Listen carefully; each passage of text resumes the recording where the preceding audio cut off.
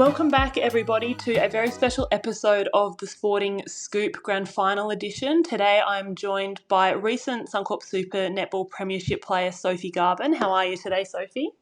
Yeah, pretty good. I've had a few days to rest and recover after lots of celebrations on Saturday and over the weekend. But yeah, just super happy. And I've actually just sat down today to rewatch the grand final.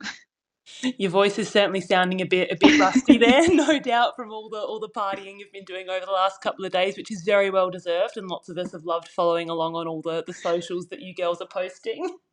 Oh, thanks. Yeah, well, you don't know how many times you're going to win a grand final, so you got to make sure you make the most of every win. Oh, exactly. And I reckon, speaking of celebrations and making the most of it, you posted that lovely photo of your mum in the halftime crowd on your TikTok the other day. I reckon she was having more fun than you were. Oh my God, I couldn't believe that. Someone had posted it on like as a comment on something on Facebook, and Hannah Mundy found it, and oh my God, I've just been dying. The original video goes for like nearly 2 minutes long. It's just her dance. I was like, how many drinks have you had by this point? She's like, not that many. I wasn't that drunk. I was like, she's just having fun. I was like, good, good. I'm glad that she wasn't stressed and she was just up there dancing and enjoying the game. Nah, that's what you want. I mean, it was an absolutely epic crowd there. How was it playing at Rod Laver for the first time?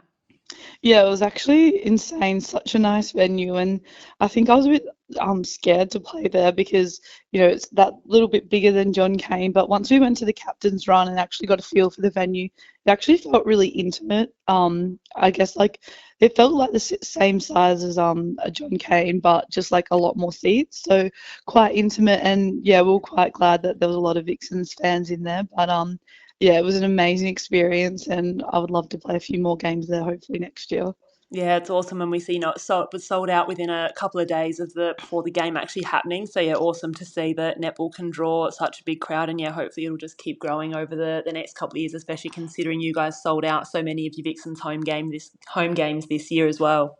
Yeah, definitely. And I was even surprised with the amount of green that was out there. I was expecting it to be a full Vixens crowd, but yeah, it was nice to see obviously a lot of Fever fans travel over and get around them because they have obviously sold out a lot of their home games over this year as well.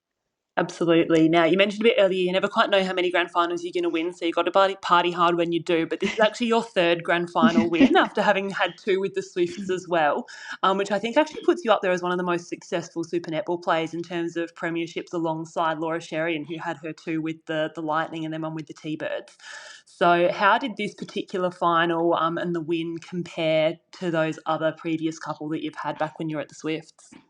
Yeah, obviously all super special, but all quite different. I think the 2019 one was our first one with the Swifts, and that was, we hadn't beaten Sunny Coast all year, and we ended up having quite a big win in the grand final. So that was super exciting, and probably if like that was only my second year in Super Netball, so I don't know, I probably thought it came around quite often, but I soon realised that it didn't. And yeah, same with the 2021. We had quite a successful year that year, so that was quite a good win. I think for this one, obviously playing a very different role, obviously a lot more court time with the Vixens and being that main goal shooter, whereas when I was at the Swifts, more of an impact player coming on and off. Obviously, very lucky to play in both of the other two grand finals, but obviously play a lot bigger role in this one. I don't know. I was saying to the girls, it was such a cool final series, and I feel like we're so lucky that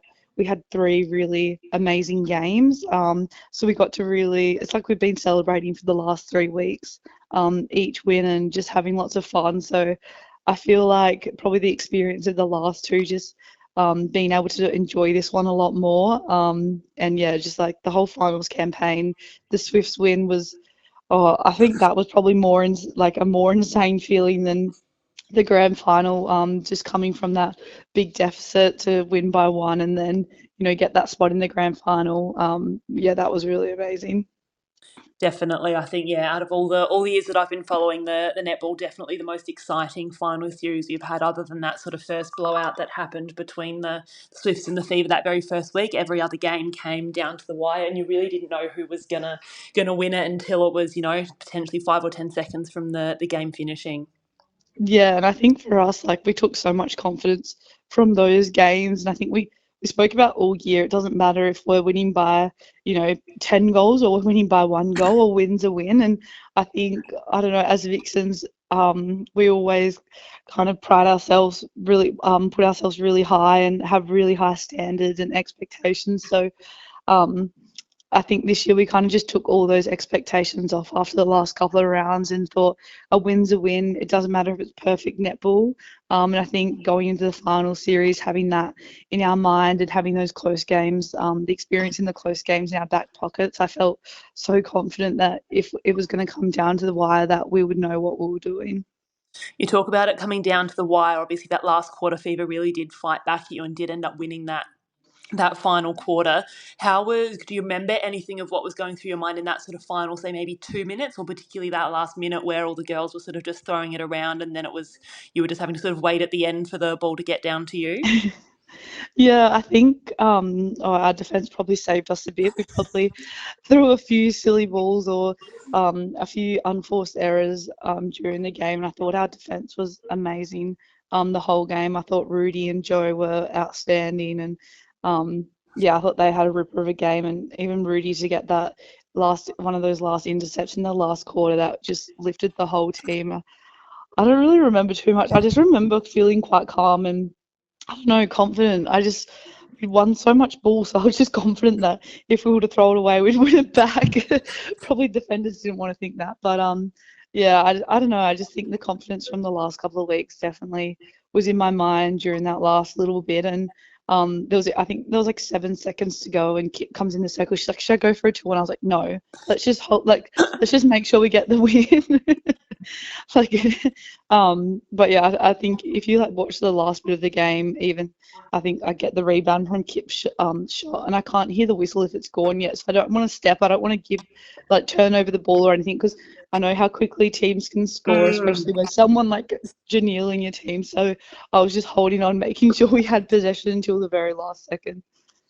No, it was certainly a game for the ages, that's for sure. And, you've played in a fair few sort of big games over your last couple of years. You had that grand final last year that you were unfortunately on the wrong end of, but then the year before that you also had the Netball World Cup final as well, where you came on sort of halfway through and then really led the Aussies to victory. So how did those couple of wins compare, the World Cup victory versus the Super Netball Premiership?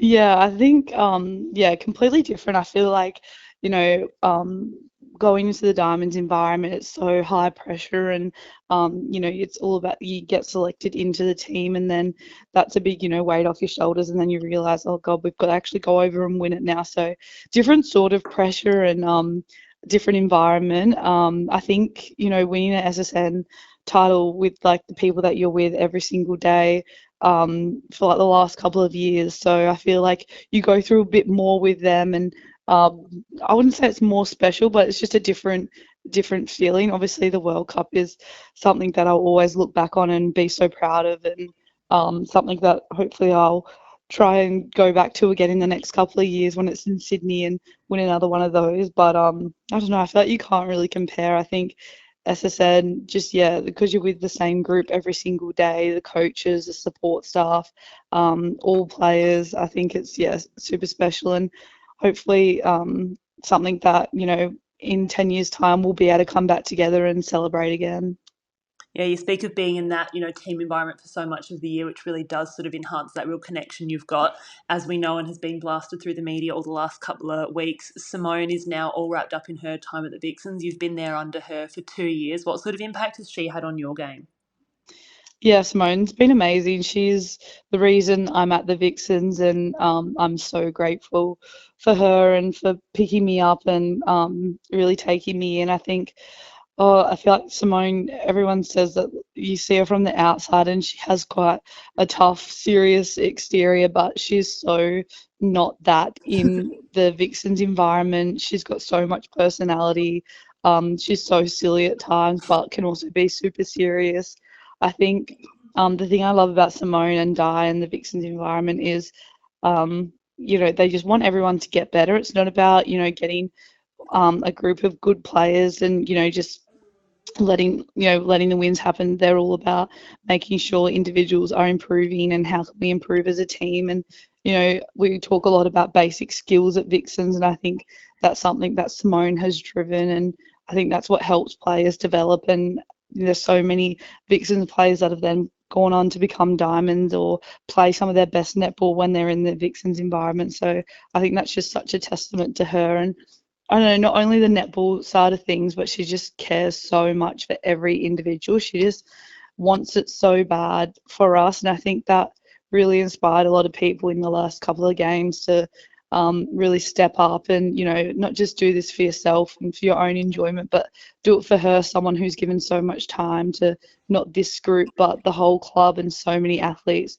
that have come before us. So, yeah, she's been great and, yeah, one of the best coaches I've ever had, and just, I don't know, just helped me develop as a player and a person over the last couple of years. So, yeah, I'll always be forever grateful for her, and I wish she wasn't leaving, but it's her time done now, and yeah.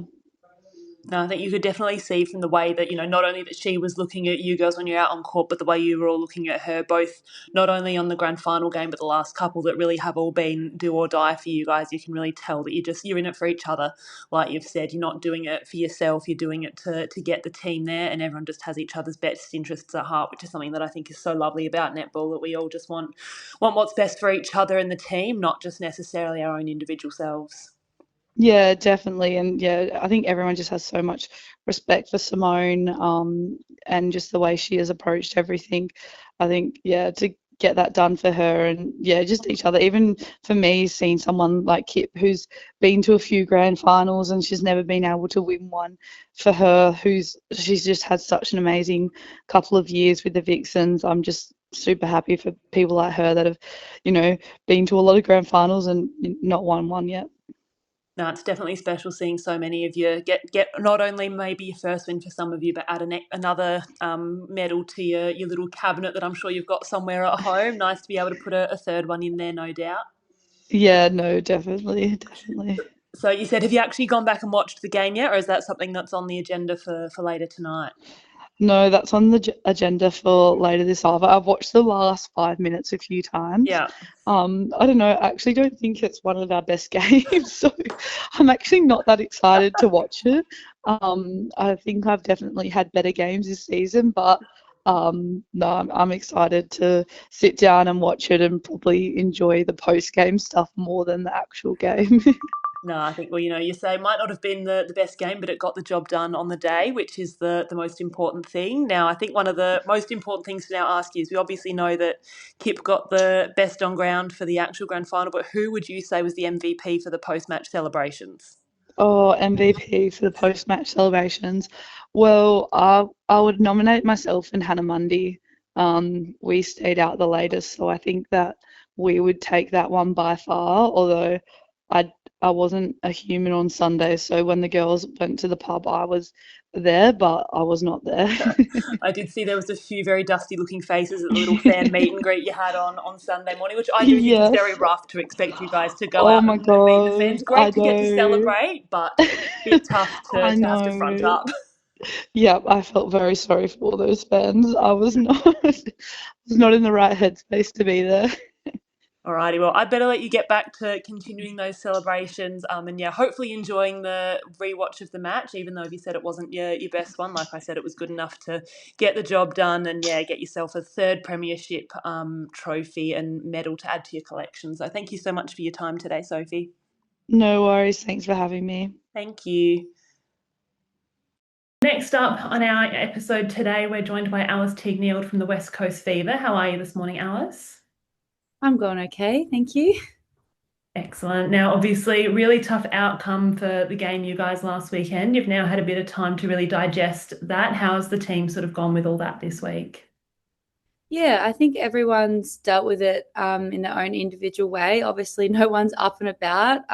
Still hasn't even been a week, and I'm really disappointed with the game on Saturday. But yeah, I guess that's sport, and at some point we will get over it. Yeah, it's always a tricky one, especially knowing that you guys had come off such a strong season as well, and even those last couple of matchups you'd had against the Vixens had been so strong.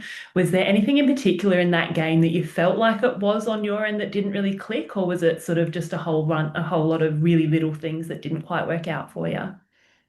Yeah, it was a pretty amazing experience to one play at Rod Laver and two play in front of that crowd, which we were super grateful for. But I do think maybe a little bit not expecting just that atmosphere. It was insane, which was great. But obviously, I feel like it did.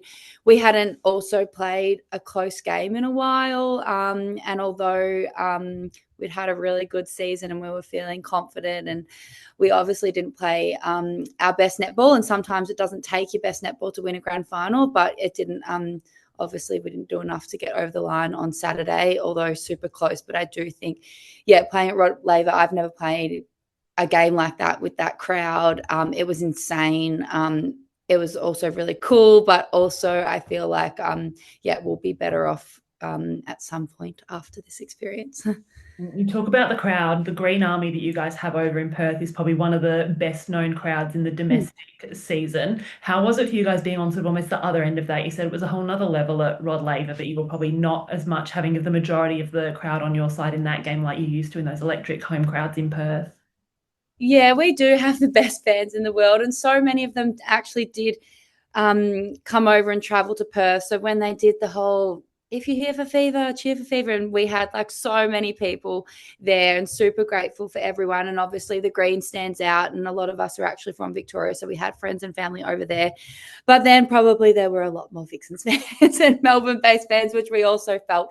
But that is the nature of sport, and we knew it was going to be in Melbourne. It doesn't make it easy, and of course we would have wanted it in Perth. And that probably, well, could have helped. But yeah, that's the nature of the game. And we weren't good enough on Saturday. And we had opportunities to still win in front of a crowd like that. But yeah, it does make a difference. Now, you are one of the more experienced players in that team. I think only yourself, Sunday, Jess, and Janelle have actually played in a grand final before. As one of the more experienced players in those sort of high pressure games, how did that sort of change how you approached the game or sort of the lead up to it? Yeah, we had a bit of a conversation about it in the lead up, and just everyone kind of putting their 2 cents into what they kind of have regretted maybe in the past of a grand final, or what they've really found helpful. And we kind of had some conversations about really enjoying the week, enjoying the moment, not wishing it away, because it's bloody hard to get to a grand final. And not everyone gets to play in a grand final, let alone win one. So I feel like a lot of the focus during the week and once we got over to Melbourne was to enjoy it. And I think even stepping out when we were just shooting before the game and seeing the crowd, there were moments of enjoyment. I think once the game started, it was really highly pressurized and it felt different. And you can have played in a grand final before. My last grand final was very different. We were at Perth at RAC, normal routines. Against Vixens, yes, but it was a little bit more normal. And I think being in an away grand final, yeah, it's super hard, but it's something that I think we'll be better off for. And I think no matter, you can't really put yourself in that situation leading up to, you can put the training environment under pressurized moments and things like that, but until you're actually in that moment, you're not sure how you're going to respond. You can prep as much as you can. Obviously Vixens had a really pressured game the week before, which in hindsight probably does help. But yeah, it's hard to put yourself in those those spots until you're actually in them. I suppose you said, you've experienced it now, and knowing that for the foreseeable future, the Super Netball Grand Final is going to be sort of bidded out to different states or cities. You're never going to be guaranteed for home final these days. So like you said, it's just going to set you guys in good stead for future. Now, knowing that you've been there, you've experienced it, you got so bloody close, you're going to have all that knowledge to then lean on next time you're in a grand final. Yeah, definitely. And I think, we'll be better off for it. And yeah, like you said, obviously you want it in Perth, and maybe we'll get it in Perth again one day, but you never know. Now, obviously, we've got the big game chat out of the way, but the season, the 15 games you had leading up for the rest of the season was absolutely phenomenal for the side. You had that massive unbeaten streak from round 3 onwards once Janelle came back. Reflecting on just the season as a whole, if we sort of ignore that final outcome, what can you take away from the season? Yeah, so much. I feel like it's hard at the moment to process that. and look back and say we've probably had one of the most successful seasons Fever's ever had, although we didn't win the grand final, so it's quite hard to process at the moment. But we definitely did. To go 13 weeks unbeaten is pretty incredible. And I think individually, so many people have had outstanding seasons, and as a collective, we've really had a great season. And I think there is a lot to take away from this year, and we will take those learnings in time. So definitely, obviously, super disappointed with Saturday. But yeah, it's only two teams got to play in that Saturday game, and I think bloody hard to get there and even harder to win. So yeah, we're obviously at some point going to be reflect and be super proud of what we've done this year. For sure. And you talk about how lots of people have had individual standout seasons. You're definitely one of those. Can you think back to any sort of personal highlights for you? I know you athletes don't typically like to toot your own horn, but any standout moments for you from the season? I don't know. I can't think of a standout. I feel like we were just, I don't know, it's just consistent, enjoying my netball. I'm trying to think of a game that of it. Well, actually, the first round 3 game, our first win of the season away. We always love to beat Vixens. Didn't get them in the big dance, but that was a really pivotal moment, I think, for us. Jay's first game back on the road against Vixens, bit of a rivalry there, and I think that really started our journey for the season. So that actually does stick in my mind. For sure. And I suppose another personal highlight that I'm sure would have popped up was your selection in the Diamond squad as well. Been an invitee for a couple of years, but now sort of got that full-fledged bib spot, which is really exciting. Camp starts in about a month, I think it is. So what does the next sort of 4 weeks, I guess, look like before you then gather together as a Diamond squad? Yeah, I think it's a little bit more individualized, obviously, where you finished in SSN. So some people had already been kind of some training. Got a couple of meetings coming up this week just to sort that out, but kind of some training in your own state. And then heading into camp early September. So working through that process at the moment. For sure. And then have you got any sort of particular goals that you're hoping to achieve in that Diamonds environment this year? Obviously, like, super stoked to be in the squad. Obviously, been around it a little bit, and in the past, probably just happy to be there, soak it all in, but really want to be competitive in that environment. And push to maybe play. That would be great. So always the goal, isn't it, to get the dress and actually get out there on court. And no doubt with the season that you've had, you'll have an amazing camp, and hopefully that'll reward itself in a selection for you. Thank you. Yeah. And then once all the international stuff has wrapped up, you then do get a bit of a period of an off season. What will that look like for you? Have you got any sort of plans of what you're going to do in that bit of a break before everything ramps up for season 2026? I don't have any grand plans at the moment. Maybe we'll book something last minute, head home back to Melbourne, see the family, but nothing crazy. But I think it'll be nice just to chill for a bit. Yeah, nice to just reset for sure, especially after such a hectic year that's just going to be prolonged by some Diamond stuff that you've got on at the end of the year as well. No, exactly. Yeah, and then hopefully you can keep a fair bit of that Fever group together. We've obviously heard yesterday that Shanice unfortunately won't be part of the team next year, but there's no doubt some really exciting announcements to come. What are you looking forward to of what this Fever group can achieve in 2026, even if we don't quite know who's exactly going to be there just yet? Yeah, I think it's really exciting to keep the bulk of the group together. So obviously we had a lot of changes a couple of years ago. We had like 6 people leave, 6 new people in. We really started building with this group, and to have that consistent group for a 3rd year in a row. Obviously Shani's not going to be there, and Shani's had a great season, and we're all going to miss her so much. But I think having the most part of the team together next year is going to be really great for us, and just build on what we had this year. And like you said, we did have a really consistent season, so it's really exciting to see what we can do next year. But I'm excited.